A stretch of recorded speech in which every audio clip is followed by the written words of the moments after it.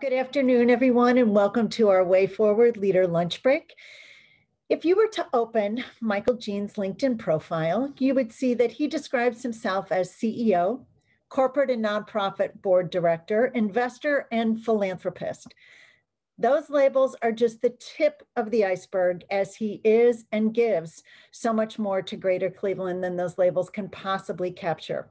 His driving energy comes from living his belief that what holds us back individually holds us all back collectively. He is the founding president and CEO of Growth Opportunity Partners, Growth Ops, a community financial institution which is dedicated to helping Northeast Ohio's most promising and job-creating small businesses that are based in low and moderate income communities reach their full potential. To ensure success, their model pairs access to capital with business coaching and mentoring. And the mantra, we are in business to support yours. To this work, Michael brings experience from serving at powerhouse institutions such as KPMG, Morgan Stanley, National City Bank, and KeyBank. His nonprofit board contributions are significant and range from Greater Cleveland Film Commission to the American Red Cross, Rape Crisis Center, Destination Cleveland, and Karamu House, to name just a few. We'd be here for some time if I were to go through his whole list. Additionally, he serves on the corporate boards of Westfield, NRP, and Taylor Oswald. And I will say, if Michael looks familiar to you beyond these many engagements, you may recognize him as a standout from the Rape Crisis Center's Sing Out. A generous man of many talents, including possessing one of the most magnificent singing voices to be found in all of Ohio, we welcome Michael Jeans to today's Leader Lunch Break to shed light on the important issue of ACEs. Mike. Marianne, thank you so much for that incredibly kind and gracious introduction. It means a lot coming from my colleagues here in Cleveland and in Northeast Ohio, and certainly from the Cleveland Leadership Center. I'd also like to thank Cleveland Leadership Center for hosting this series. These are conversations that the Cleveland Leadership Center finds relevant for discussions, and hopefully you'll find the same in today. I'm going to make an effort to share my screen. If I could have someone nod and let me know if you could see it, that's perfect. Thank you, Marianne. You may wonder why this guy who's not in healthcare is talking about ACEs today. Well, it's a good question. And so I'd like to start out with letting you know that I'm not a medical doctor. I'm not a healthcare provider, but today's discussion is for us to wrestle with content. Therefore, this is not a prescription or medical advice, rather an effort to raise awareness. My counsel is in the crowd today, and so hopefully I've done my job with the disclaimer. As it relates to you folks on the other side of the cam, thank you so much for being here. I understand that we've got a rather robust attendance today, and that I think is something that makes Cleveland Leadership Center happy, and it certainly does my heart good. Let's dig into the content. Now, I've got limited time with you today, so we're only going to be able to take a couple of quick dives, but primarily we will be raising awareness and approaching this at maybe 10,000 feet. So there's a bit of agenda for you. You don't have to listen to me read it because you don't need me to do so. The mission for Growth Ops, you heard from Marianne. We offer community development, capital, services, and solutions to growing small businesses, and those businesses are primarily located in underserved low and moderate income communities across Ohio. Now you might say, okay, so what do you do? Here's what we do. Advocacy at the federal, state, and local levels for what we consider muted voices or matters which need to be amplified. We listen, we learn, and we respond. We solve systems level problems. We provide equitable economic and social solutions, capital solutions, and fund the capable of deploying those solutions. So those who are capable in deploying those solutions, we tend to fund those efforts. And lastly, we measure and we adjust to see if we need what we need to do more of, what do we need to do less of. Now, today, we're talking about ACEs, and I thought it made sense to set a bit of baseline so that we're entering in this conversation together. So some of you may have seen this particular slide. I believe the CDC had published this slide at some point, and it's been used since. This is the pair of ACEs. And so to bifurcate the slide, at the top, you're seeing the ACEs themselves. And at the bottom, you're seeing the environment which cultivates ACEs. ACEs stand for adverse childhood experiences. And so you see at the top, the components of ACEs, maternal depression, emotional sexual abuse, domestic violence, substance abuse. These are the things which occur in the home of a child. And a child is defined in the surveying of ACEs and the defining qualities as one under the age of 18. Now, below ground, that's the environment. So think of that as the soil. That's the nutrient rich or lack thereof that is feeding what's above ground. And so there we see poverty, discrimination, community disruption, lack of economic opportunity and economic mobility, along with social capital and poor housing quality. And I show you this map, and some of you may have seen me present this map in a different discussion. I'm showing it to you today to do a bit of an overlay. As we talk about underserved communities and we talk about ACEs, it's not far-fetched for one to conclude that if you under-resource a community, meaning you don't provide the resources necessary for that community or those communities to thrive, then there's adverse effect. The disinvestment in communities can produce what you saw in the previous slide: poverty, community disruption, and otherwise. So I wanted to show you this slide. The colors in red are actually, this is actually a redlining map from 1939. If you can see that in the top corner, I can barely see it, so I bubbled that up. And our poverty maps in Northeast Ohio and in Cuyahoga County look a lot the same today. I'd like you to take a moment and look at the shaded gray regions. These are the areas where when the ACE questionnaires are distributed or provided to an individual, either a child or an adult, these are the characteristics of ACEs. And the question is whether any of these ACEs occurred within your household. And I'll give you a moment to take a look at those. They're categorized beginning with abuse at the top to household challenges.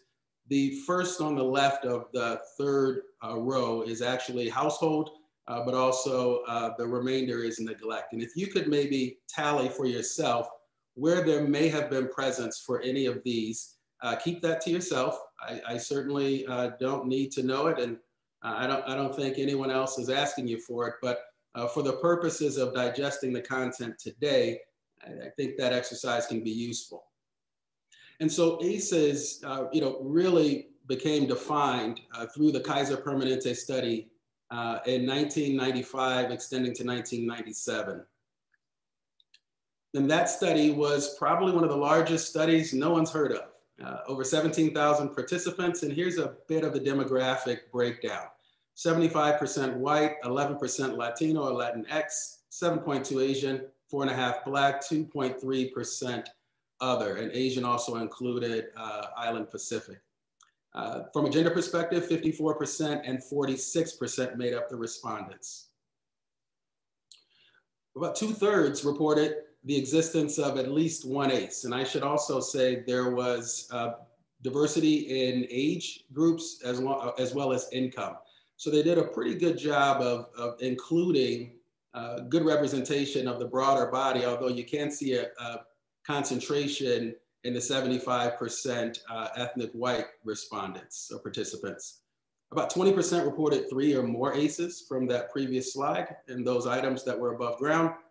And the report also noted that socioeconomic conditions can make some populations more vulnerable. And so lastly, if it wants to show there, many have gone undiagnosed, many of the ACEs, and if undiagnosed, becomes difficult to treat. The combination of the two compounds the effect of ACEs, and once again, a conclusion of not only do certain socioeconomic conditions make certain populations unvulnerable or vulnerable, and those are the under-resourced populations, but the vulnerable populations see a higher number of ACEs.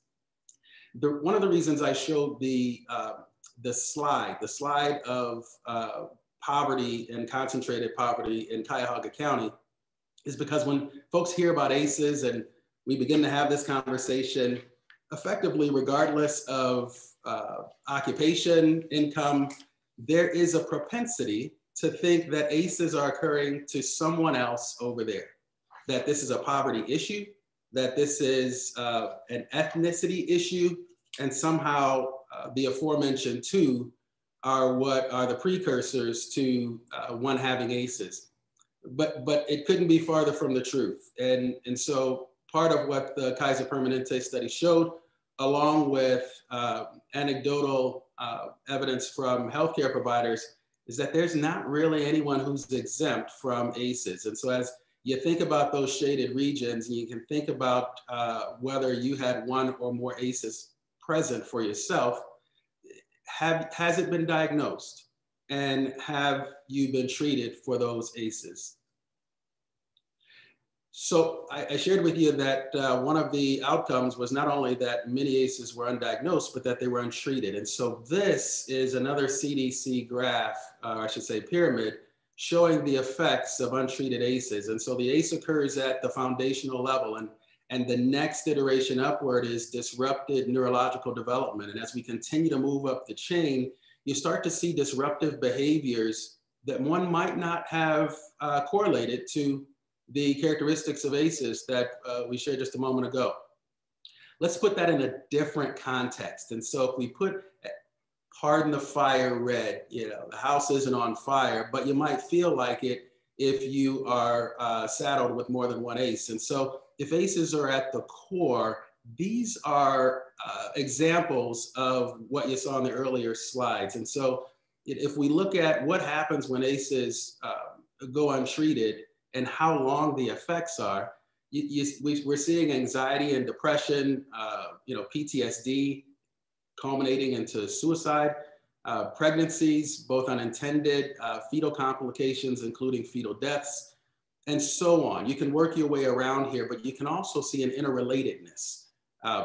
If your education is limited, it affects your income potential. And if your income potential is limited, you may not have the ability to seek the kind of healthcare or realize that you can, that you need. And if you've got these compounding events, it's not too far-fetched to find one challenged with depression and anxiety, and that has fetal effect. And when folks try to put salve on their own challenges, sometimes they find themselves wrestling with alcohol or abuse or other risky behaviors.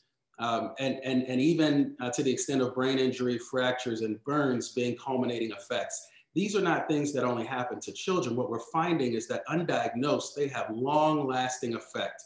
They're showing up in adults. And when they're showing up in adults, they're showing up highly disruptive. Think of the one person or the 5 people who you most don't want to show up unannounced at your doorstep. And that's what ACEs is like. They don't call ahead. You didn't plan for them. The table's not set. It shows up and it's disruptive. And so I want you to take a look at the visual here. And maybe you see yourself in one of these visuals. Whether you're the lady who's just, she just needs to take a break. Not really sure why, she's giving it her all. The young man in the bottom left, not really sure why he's not performing or scoring the way he wants to. A bit of dissatisfaction with the young lady in the top middle. And could this gentleman on the right be a coworker responding to a coworker or a client? Could he be a manager responding to an employee? These ACEs show up, and they show up in a disruptive manner. But let's not forget the top left quadrant, because that's where it's beginning. It's beginning in childhood.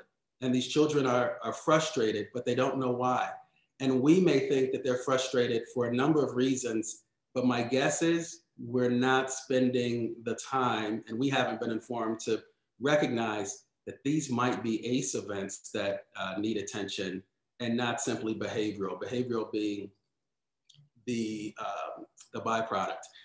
And so what are we doing at Growth Ops about it? So we're working with local healthcare leaders. I can tell you that Dr. Boutros is someone who has answered my call on many occasions, and I had questions for Akram Boutros to say, hey, am I barking up the right tree here? And he said, absolutely, as he has built out a robust response to ACEs at Metro. I'm working with another friend, Dr. Ed Barksdale at UH, And I needed to get some insight from Dr. Barksdale. And Dr. Barksdale is always imparting wisdom, and I appreciate that. And so what we're working toward, and I appreciate these folks giving me their time and wisdom, is how do we incorporate this in the role of the entrepreneur? And so we are working on an app that will, when we come in, when a business owner comes to us, we do discovery. Where are you? Where have you been? How's the business performing? What are your goals for the business? How can we help you get to, your aspirational goals? Well, I think we're missing something. We should be starting with the ACE assessment. And so we're working on a direct path with direct lines to local healthcare providers to begin the assessment process. Now, for HIPAA reasons, I can't have, performance updates or where they are in the process, but we could receive a score. Effectively, I just want to know folks are getting the solution they need. But our hypothesis is that there's performance impact. And folks like Dr. Boutros and others are telling us they're seeing that direct positive performance impact in demeanor, in ability to interrelate with colleagues and clients and patients. And so we want to keep this going. Early iterations of ACE management have been in hospital-based interventions. You may know it as trauma-informed care. So this is not new, but the application to the performance of small businesses is very new. And so our hypothesis laid on top of this is that the failure rate that's been attributed to small businesses and startups, well, we've attached that to a number of things: undercapitalization, management team perhaps not having the skill sets and competencies necessary to lead the enterprise. And while some of those may be true, you can't extricate the individual from the business. The personal qualities and dynamics that make up that individual tend to show up in their leadership qualities. And what we're recognizing is that some of our business owners are opting out. They're thinking they've hit their ceiling. They've maxed out for a set of reasons that may be the byproduct of underdiagnosed and undertreated ACEs, but certainly not necessarily the core function. And so we believe that managing this process with business owners, or at least getting them where they need to be, to the professionals who focus on this, is going to allow them to manage these areas more effectively. And so what does that mean? If you take improved health and health outcomes and you pair that with economic access, then our hypothesis is that all this good stuff starts to happen in the middle. And we've got some anecdotal responses to suggest the same. And the yield or outcome is hope for kids. It's homes that are run better and smoother and more peaceful. It's families who can actually focus on family and not the obstacles, and a sense of achievement, right? You set out to do a thing or set of things, and it happened. So I've run through this really quickly for you to leave room for questions. I had 10 minutes to share with you. I think I may have gone to maybe 11 there, so hopefully I didn't stay too long. I've got two parting thoughts for you as we segue to Q&A, and hopefully you folks have some questions. There are two folks who I'm reminded of in this conversation. One is one of my heroes, Frederick Douglass. And Frederick Douglass is known for saying it's easier to build strong children than it is to repair broken men. And I find that there's great truth in that, and it's applicable to this ACEs discussion. The second is a Japanese warrior by the name of Kintsugi. And Kintsugi is a shogun warrior, was a shogun warrior. This is ancient Japanese tradition, and it's said that he had this pottery bowl that he loved, and somehow it was damaged and broken into many pieces. Like we do with things that we care for, he sent it off for repair. And when it came back, it was repaired, but you could see the broken spaces. There was metal between those spaces, and while he could use it, it wasn't the bowl that he wanted in return. And so he sent it back off for there to come back a better result. And the result was, the story is the golden repair, as they call it. A mixture of lacquer and gold was used to create the seams and pull those broken pieces together to make a beautiful bowl, but also one that was worth more value and a stronger bowl than it was before it was broken. And so the takeaway from the story is that there can be value in imperfection, and let's not overlook the opportunity for us to come out of some of our challenges stronger than we entered into them and than we ever were. And with that, I'll turn the floor back over to our friends at Cleveland Leadership Center. Thank you for your time. Michael, thank you so much. Really appreciate you sharing just that great overview and then settling into kind of where you're focusing. We've had some questions come in. Certainly encourage everyone to go ahead and utilize the chat if there are additional questions. You mentioned in talking about this, this is, a new application in small businesses. I'm curious if you can share just a little bit more and kind of build on that in terms of how you settled on ACEs as an inhibitor to success and growth, and kind of in utilizing that in this new way, this new approach. It's a great question. There are many folks like me who've been working with individuals and business owners to help them perform at their optimal levels. And we're talking about cash flow, we're talking about leverage ratios, we're talking about M&A. But how can one focus on such things with any consistency if you have these ACEs that have been untreated and are so intrusive to your life personally? We tell and have told over time the employee or the professional to leave the matters at home. And while I don't want your, maybe disagreement at home to show up in the office, I think it might be a bit disingenuous to suggest that such things can be left at home. We've created spaces to avoid what matters and what affects us most. We can't take the entrepreneur out of entrepreneurship. And so the person has to develop, the person has to be whole or closer to whole to be effective at and perform at their optimal levels. And so as we've been having these conversations about economic performance, and I think writ large, when you look at the sample of small businesses and the failure rates and the underperformance rates, I think we've been looking at the symptoms, and ACEs seem to be the core. Great, thank you. We have a question here, asking about, to learn more, curious to learn more about how any of the existing businesses with which you work, how is it they're supporting their employees, knowing that so many employees are dealing with their own, ACEs, impacting them in their work life?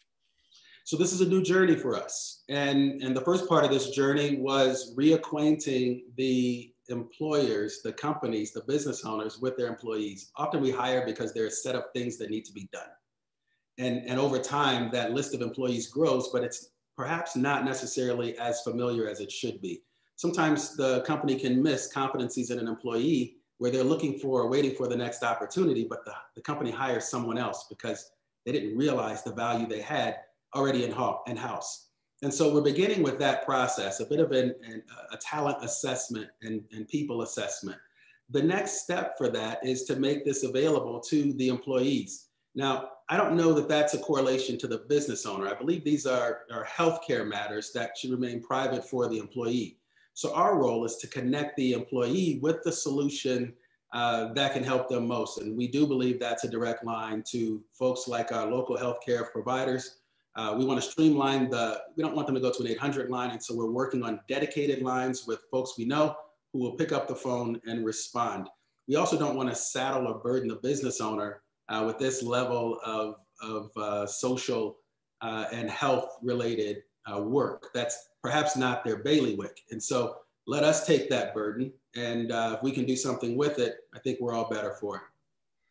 Yeah. So a sort of a forward-looking question related to COVID. I think everyone's probably aware just of the rise of mental health issues in ACEs, particularly with children, and the socialization that has been lacking or in different forms. So, how has, just in your experience, Michael, have you seen COVID impact, just the prevalence or increase, and what are some opportunities with that in terms of, has it made, has COVID made the issue of ACEs more important, and are there opportunities there to advance this work? Wonderful question. Pandemics expose our vulnerabilities. That's what they do. And so whether you're a vulnerable population or you're not in a vulnerable population, but you have vulnerability, that becomes magnified and intensified. And so, yes, we're seeing adverse effect. Our children weren't able to go to school in many areas. Now, I believe there's some instances where that was justified. Nonetheless, they had to occupy their time in different ways.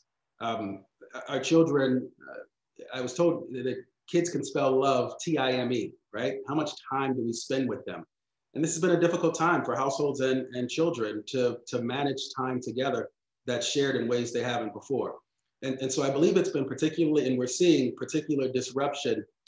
Recognize also that without trauma-informed societies, we are re-traumatizing folks with ACEs. And so the initial event becomes magnified, if not multiplied, if we're not so considerate and capable of handling with better care how we treat one another at our base level, how we treat one another.